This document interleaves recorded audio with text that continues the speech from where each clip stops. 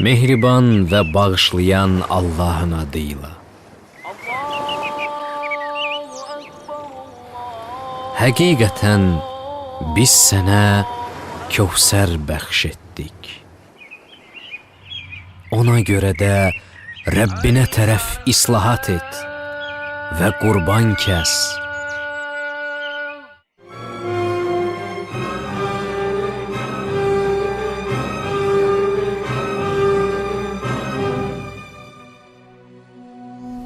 İslam çox mükəmməl və hər bir sahəni əhatə edən bir din olduğu üçün, nəinki insanlar üçün, hətta heyvanlar üçün də hüquqlar təyin etmişdir.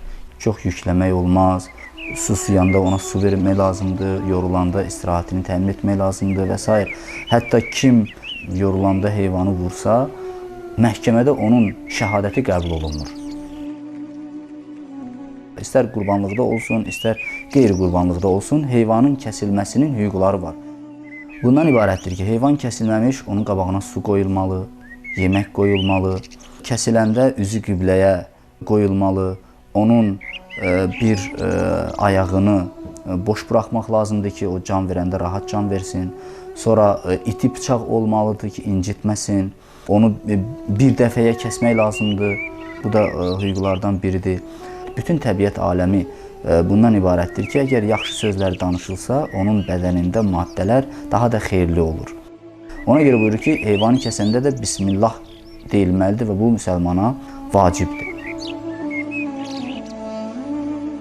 Həmçinin hər bir insanın kamilliyə doğru hərəkət etməsi Allah tərəfindən təyin olunmuş bir hədəfdir. Heyvanlar üçün də bu hədəf var. Sadəcə hər bir heyvan öz məcrasından çıxmamaq şərti ilə o kamilliyə doğru hərəkət edir. Qurbanlıq kəsilən, heyvanlıq kəsiləndə də o əslində öz ən ali hədəfinə yetişmiş olur ki, o da insanlığa xidmətdir. Allah bunu onun üçün kamillik zirvəsi kimi təyin edib. Ona görə o qurbanlıq kəsiləndə o ondan həzz alır və öz kamilliyinə yetişir.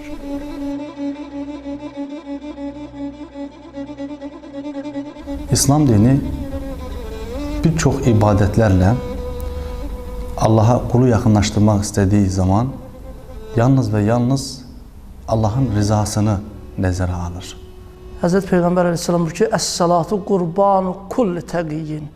Namaz hər bir təqvalının, hər bir möminin qurbanıdır. Allah uğrunda atılan hər bir addım qurban hesab olunur. Qurban sözünün lüğəti mənası da elə yaxınlıq mənasındadır. Qurbanlıq mövzusu əsasən dinimizdə fədakarlığın nümunəsidir. Yəni qurbanlıq fəda etmək və hər kəsin buna sövq olunması, hər kəsin buna çağırılması insani bir tərbiyədir ki, insan özündən bir şeyləri verməyə öyrənsin. Qurban kəsmək İslamın önəmli ibadətlərindən sayılır. Tarixi insanlığın tarixi qədər də qədimə gedib çıxır. Xüsusən yer üzünün dünya evinin ilk ailəsi Həzrəti Adəmin evindən başlayır bu ibadətin təməl əsasları. Allah Teala ilk insanı ki dünyaya gətirdi Həzrəti Adəm, ondan törənən nəslin əvvəlinə, yəni Adəm əleyhissalamın oğlanlarına qurbanlıq tələbkarlığında oldu və onlardan qurban istədi. Ehtiyacı olmayan Allah qurbanı niyə istədi? Nəyin təməlini qoymaq istəyirdi?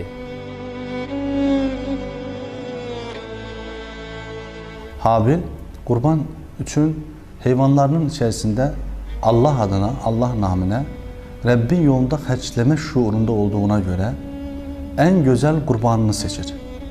Heyvanların arasında buynuzlunu, ən sağlamını, ən gözəlini, o gözəllər gözəlinə, Allah naminə, Allah adına ən gözəlini seçir.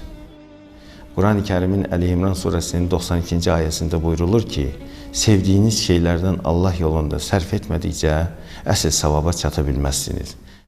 Allah yolunda sevdiyi şeylərdən keçəndə nə olur axı? Quranda verilən məlumatlara görə ilk yaradılış zülmət və nurdur. Müasir dildə vakum və enerji, Big Bang nəzəriyyəsi, molekulların xaotik hərəkəti və s. fərq etməz, yaradılmış hər bir şey möhtacdır. Kainatda hər bir canlı və cansızın missiyası enerjiya çevrilməsində öz rolunu oynamaqdadır. Arılar çiçəyin tozunu bala, inəklər otu zilala, yəni südə, günəş suyu buxara, yağışa çevirir. Yağış isə öz növbəsində torpağa can verir. Torpaq isə həyat mənbəyidir. Yarpaqlar yerə tökülür, çürüyərək torpağa qarışır, orada minerallaşır, kübrələşir və yenidən ağaca can, həyat verir. Təbii ki, enerji itmir, formasını dəyişir, bir formadan digər formaya keçir, sonda əvvəlki vəziyyətinə qayıdır. Ehtiyacı olan kəslərə təmənnasız olaraq əl uzadırıqsa, bu kainatda enerjiya çevrilir.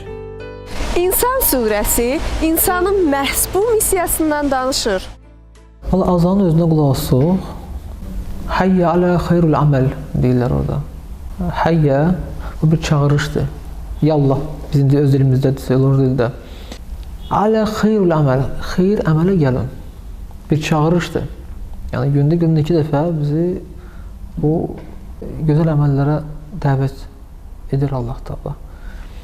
Quran ayələrine qayıtsaq, Əsr surəsində Allah Taala zamana, əsr vaxtına and içir. İnnel insane lefi xusr.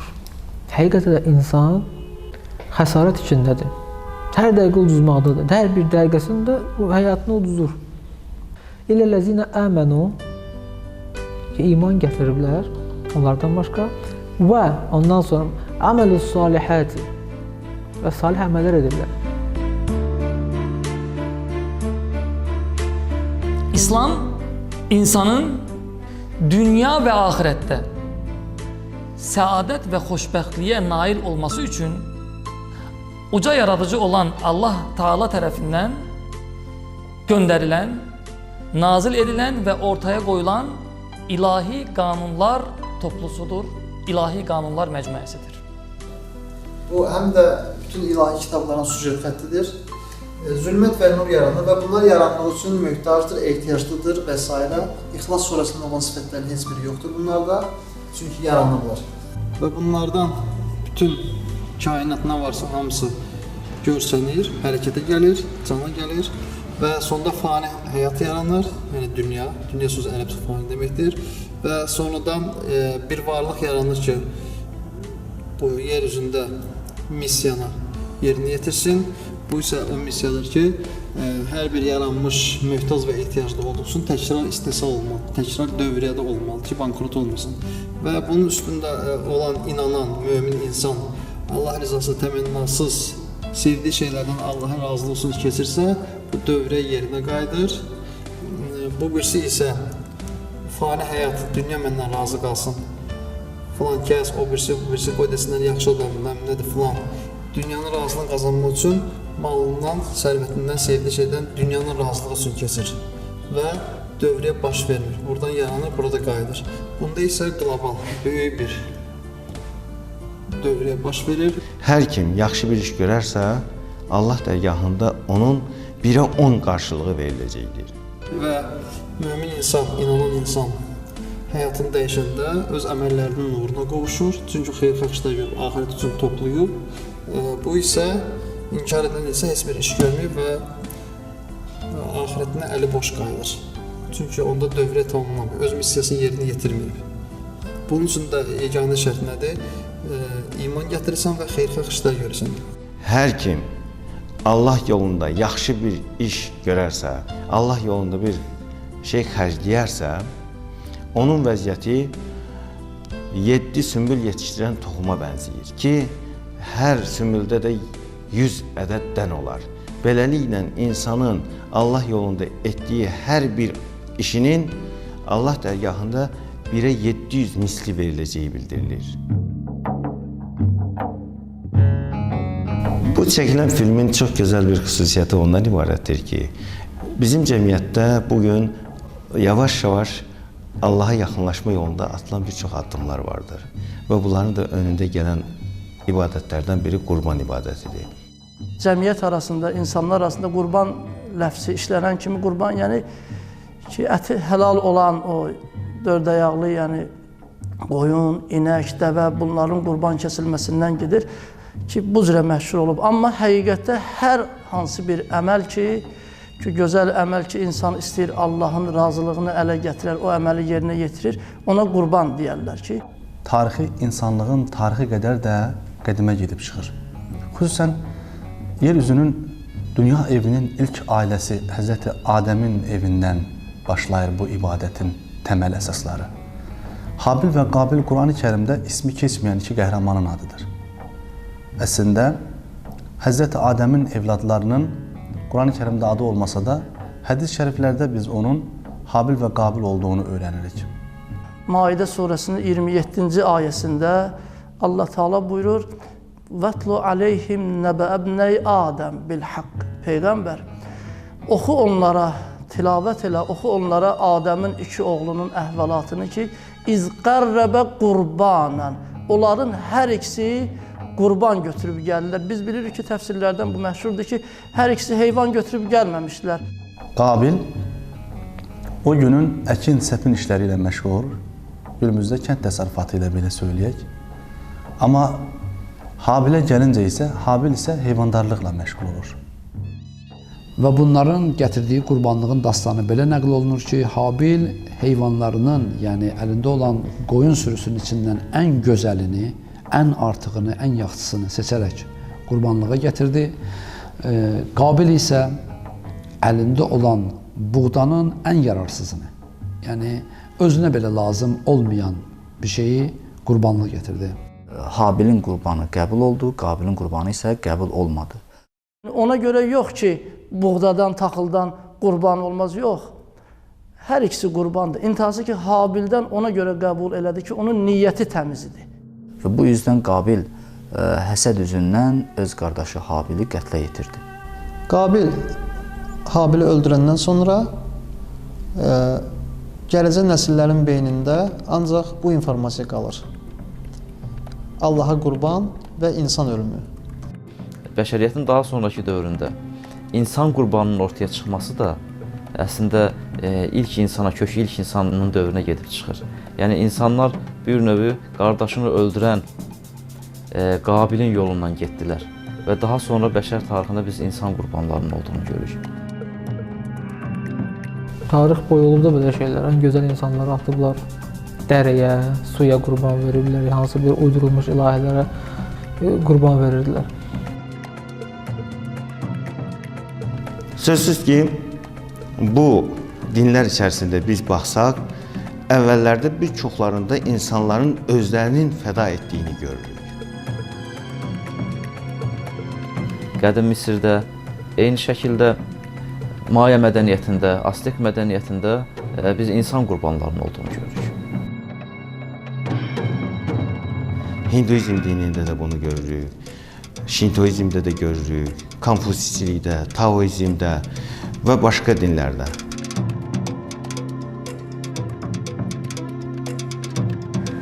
Qədim adətlərdən biri bütün xalqlarda, bütün millətlərdə qurban adəti var. Bu hər bir teatr tamaşasının, hər bir filmin demək olar ki, əsasını təşkil edən bir adətdir, bir anlayışdır.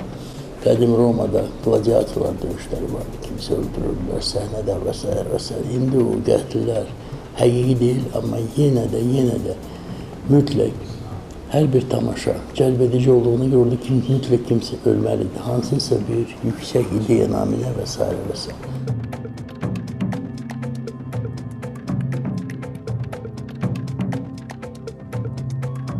Dəmir fəslində insanların şuuru 75% məhdudlaşır. Onlar öz balalarını qurban gətirirlər və o qurban gətirməkdən ötürü daşlarla bunların boğazlarını kəsirdilər ki, mənim istədiyim həyata keçsin, məsəl üçün yağış yağsın, məsəl üçün mənim arzum olsun, mən hakimiyyətə gəlim. Bundan ötürü qurban gətirir. Bu da hamısı cəhalətin əks təsiri idi. Yunanlarda bildiyimiz kimi politeistik bir anlayış var idi. Yəni tək tanrı anlayışı yox idi, çox tanrı anlayışı var idi. Və bu tanrılar antropomorfik bir şəkilə bürünmüş tanrılar idi. Yəni insaniləşmiş tanrılar idi. Və ən böyük tanrı da Zevs idi. Zevs üçün buğa qurbanı kəsirdilər. Yəni atları, böyük sürü atları qurban kəsirdilər. Helios üçün, günəş tanrısı üçün kəsirdilər. Hititlərdə və digər bir çox başqa mədəniyyətlərdə, Babildə, Assuriyalılarda, İslamdan əvvəlki cahiliyyə dövrü ərəblərində də belə qurbanların olduğunu görürük. Əslində o dövrə baxdıqda görürük ki, o dövrdə Allah uğrunda öz övladını kəsmək dəbi var idi. Və Allah Teala da bunu istəmirdi. Qədim Yahudilərdə ilk olan Allaha verilirdi. Və İbrahim Peyğəmbərin də uzun illərdən bəri bir övladı dünyaya gəlmişdi və bir gün yuxusunda ona Allaha onu qurban verdiyini görür. O da özü də bilmədən niyyət eləmişdi vaxtında ki, mən öz oğlumu qurban kəssəm. Çünki bu cür görmüşdü o da. Gördüyünü kserokopiya eləmişdi. Bu indi bu və ya digər səbəbdən yaranmışdı. İnsanlar Allaha yaxınlaşmaq üçün öz ən gözəl övladlarını Allah yolunda qurban edirdilər. Allah Teala əslində bu ənənəni pozmaq üçün Hz. İbrahim Peyğəmbərə bu əmri etdi. Amma İbrahim üçün bu sınaq idi. Çünki səbəb İbrahimə deyilməmişdi. Hz. İbrahim əleyhissalam bir gün belə bir yuxu görür ki, oğlunu qurban kəsməlidir. Əslində dinin nəzərində insan ölümü, insan öldürmək ən böyük cinayətlərdən biridir. Bu yüzden İbrahim Peyğəmbərə olunan bu övladını Allah yolunda qurban kəs əmri sadə və adicə bir əmr deyildi. Mütləq bunun arxasında bir hikmət var idi ki, Allah Teala o hikmətə çatmaq üçün, o məqsədinə çatmaq üçün İbrahimə bu cür əmri etdi. Hz. İbrahim də evladı İsmaili çağırır və ona gördüyü yuxunun təvilini və təbirini verir, yəni açıqlamasını verir.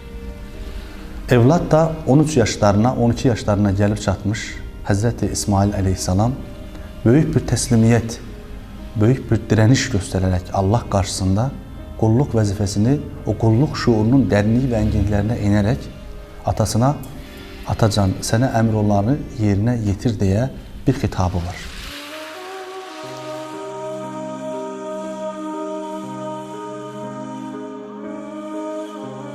İnsan ən azından anlaqsız vəziyyətdə olmalı və yaxud da narkotik qəbul etdiyi müddətdə, alkoqol qəbul etdiyi müddətdə, emosiyalarını cilovlaya bilmədiyi müddətdə baş verən bir prosesdir, yəni insanı öldürmə prosesi.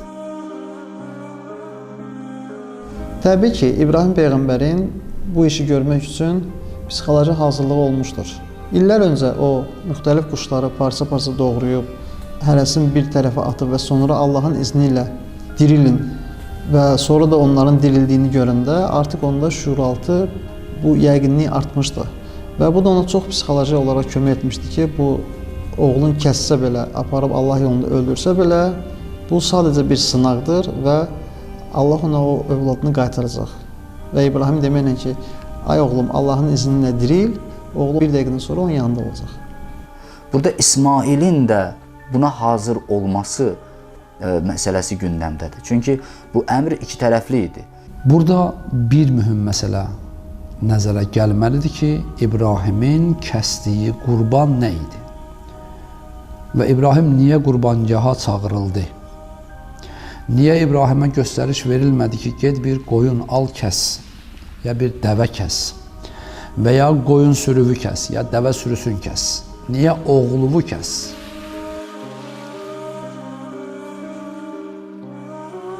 Rəvayət və hədislərdə nəql olunur ki, Allah Teala o qurbanlıq qoyunu ki, Hz. Habil əleyhissalatu vəssalamdan almışdı qurban kimi, onu göndərdi Hz. İbrahimə və İsmailin əvəzində o qurban kəsildi. Və Allah da bununla bizə, bütün insanlığa mesaj verir ki, artıq qurban kəsəcəksəniz, müəyyən heyvanlardan qurban kəsin.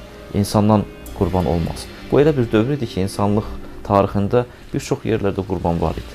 İnsan qurbanı var idi. Yəni bizə bugün bu qəribə gələ bilər. Bugün əlbəttə ki, biz heç kimin ağlına gəlmir ki, insandan qurban kəsmək doğru bir şeydir. Halbuki Hz. İbrahimin dövründə dünyanın bir çox yerlərində insan qurbanı var idi.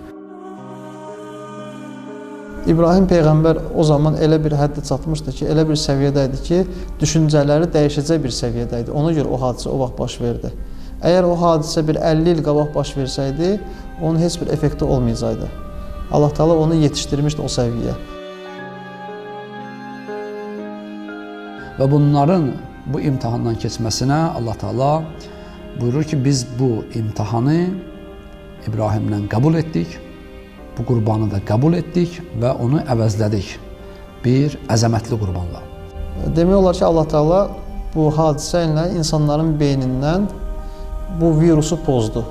Və bununla da artıq insan qurbanına son verildi, insan qurbanının kəsilməsi qadağan olundu və o dövrdən bu dövrə Həzrəti İsmailin bu qurban kəsməsinin bir xatirəsinə İslam dinində qurban ibadəti yarandı. İbrahim Peyğəmbərə qədər qurban deyəndə insanların beynində ancaq insan canlanırdı. İndiki dövrdə hal-hazırda kimdən qurban barədə soruşsaq, qoyun, quzu, inək və s. danışacaq. Qurbanlıq deyəndə əsasən qoyun yada düşür. Dana, inək kəsənlər də olur.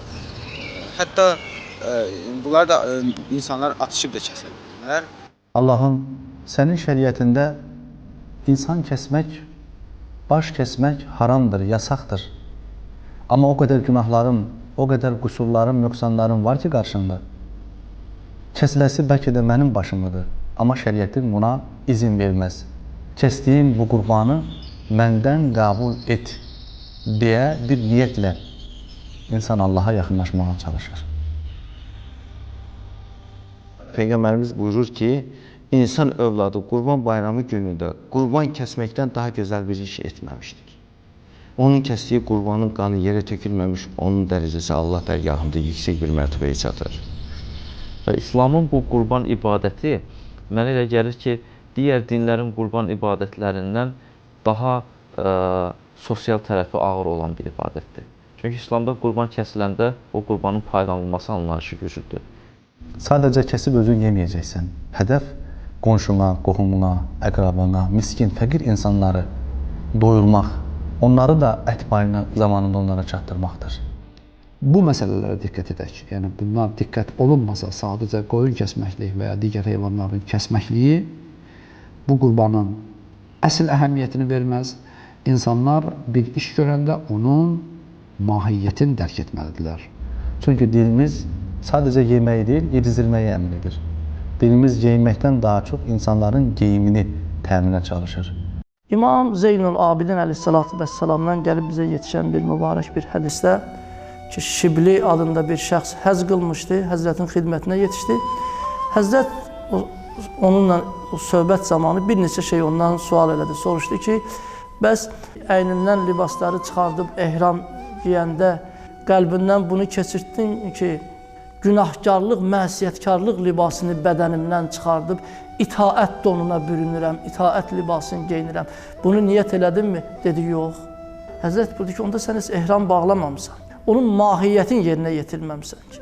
Bir neçə şeyləri hamısını saydı, gəlib qurbana yetişəndə ki, qurban kəsdin, dedi, bəli. Həzrət buyurdu ki, o qurbanı kəsəndə, dedi, niyyət elədinmi ki, Həzrət İbrahimin sünnəsini yerinə yetirirəm, onun ardıcılığı oluram və ilah pərverdigara öz şəhvətimin başını kəsirəm, necə ki, bu qoyunun başını kəsirəm, öz şəhvətimin ki, nəfsimin istəklərinin başını kəsirəm, Allah, özümü sən istəyən kimi tərbiyə eləyəcəyəm ki, şəhvəti özümdən uzaq edirəm. Bunu niyyət elədinmi? Dedi, yox. Həzrət budur ki, sən qurban kəsməmsən. Bəlkə qurbanın bir mahiyyətidir, odur ki, insan qəlbindən keçə biləcək ki, bütün o şəhvət qüvvələrinin başını kəsir ki, onu özündən uzaqlaşdırır, özündən kənara çıxardır. Məkkədə və qeyri hacılar, yəni evlərində olan müsəlmanlarımız da evlərində, məhəllələrində qurban kəsərkən bu məsələyə diqqət yetirməlidirlər ki, bu qurbanlıq cibdən 100 manat, 200 manat ayrı bir heyvan alıb kəsməkliklə yox, bunu ancaq sevinmək, çalıb oynamaq bayramlığı ilə yox, nəfsə qələbə çalmaqlıq bayramlığı kimi qeyd eləsinlər ki, bunun kökündə bu dayanır. Hal-hazırki dövrdə isə qurbanlığın hər il bayram formatında təkrar olunması Uca Rəbbimizdən bizə bir mesajdır ki, hər kəs öz beynində olan hansı bir dənə negativ bir virusu, pis düşüncəni, fikri kəsib atsın, öldürsün, məhv eləsin, Allaha qurban versin.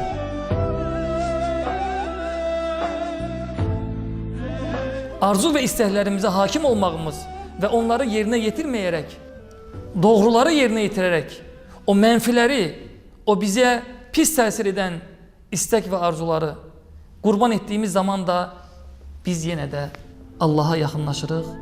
Bu da əslində elə Allaha yaxınlaşmanın bir digər yoludur. Bu cür bir anlayış bizim cəmiyyətdə hakim olarsa, bir çox zərərli vərdişlərdən yavaş-yavaş insanlarımızın uzaqlaşması və şeytan əməli olan bir hal kimi dəyərləndirilən sərxoşluğu, içki içmək, hansı ki dinimizdə, kitabımızda belə buyurulub Maide surəsinin 90-91-ci ayəsində cəmiyyətdə sağlam bir düşüncə hakim olar, Allaha bağlılıq, o yolda gedən insanlardan formalaşmış bir cəmiyyətdə yaşamaq hər birimizə zövq verər.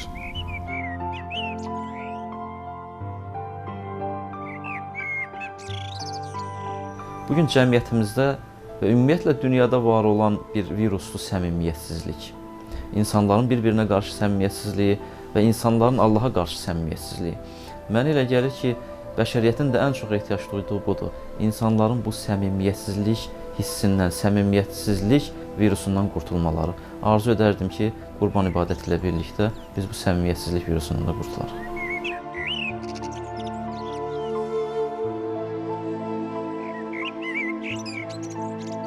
Cəmiyyətdə ən yoxa çıxartmaq istədiyim virus sözsüz ki, sözlər liderlikdir. Nə qədər lider olsa, nə qədər çox diktator olsa, o qədər də insanlar məsuliyyətsizləşəcək. Və həmişə düşünəcək ki, bu problemim var, qoy bu həll eləsin. Hamısını biz düşünməyək, o düşünsün. Bu, xırda bir metaforla izah olunan daha belə bir şeydir. Məsəl üçün, qəfəsdə olan quş bir nurani qocanın evində hər zaman azadlıq, azadlıq deyə bağırırdı. Bu da axırda yazığı gəldi, qəfəsdəki quşu buraxdı. Qəfəsdəki quş isə çıxmaq istəmirdi. Amma yenə də azadlıq, azadlıq deyə bağırırdı. Çünki niyə görə? Azadlığın özünün məsuliyyəti var. O qəfəsdə olanda onun yeməyini gətirirdilər. O qəfəsdə olanda ona şəfqət bəsləyirdilər. Qəfəsdə olanda təhlükəsiz idi, vəhşi heyvanlar heç bir şey eləyə bilməzdi. Amma qəfəsdən çıxandan sonra azadlıqdan nə edəcək? Məsuliyyət öz üzərində olmalıdır. Və bu liderlik məsələsi də insanların məsuliyyətini öz əlindən alır. Artıq məsuliyyət daşıya bilmirlər.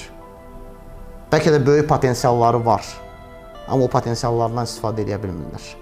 Və digər ikinci bir virus isə rəqabət aparmaq virusudur. Rəqabət üzrə nə qədər dünyada ayaqlanmalar olubdur. Qardaş qardaşı öldürür, insan insanı qətl edir, biri digərinin üzərinə çıxır.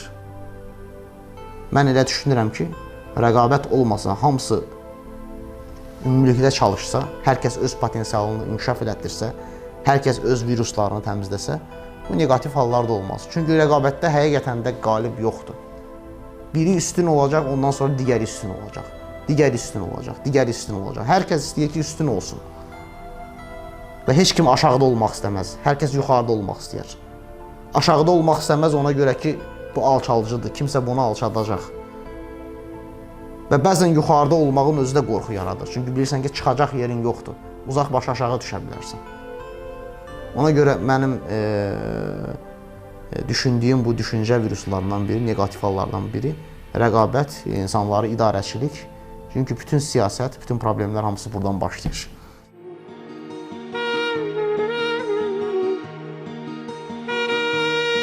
İstərdim ki, cəmiyyətdə boşanma halları yoxa çıxsın. Ya da ki, azalsın heç olmasın.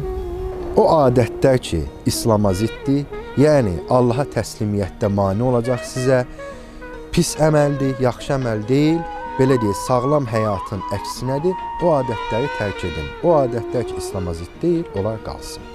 Allah bizə fürsət versin, şans versin. İşğal olmuş torpaqlarımızın fəthi günü o torpaqlar üzərində qurbanlarımızı kesək. Bu da bizim böyük qurbanımız olsun. Mehriban və bağışlayan Allah. And olsun günəşə və onun işığına, günəşin ardınca çıxan aya. And olsun onu parlaq edən gündüzə, onu örtən geciyə. And olsun göyə və onu yaradana, yerə və onu döşəyənə. And olsun nəfsə, və onu yaradana, Sonra da ona günahlarını və pis əməllərdən çəkinməsini öyrədənə ki, nəfsini günahlardan təmizləyən mütləq nicat tapacaqdır. Onu günaha batıran isə Əlbəttə ziyana uğrayacaqdır.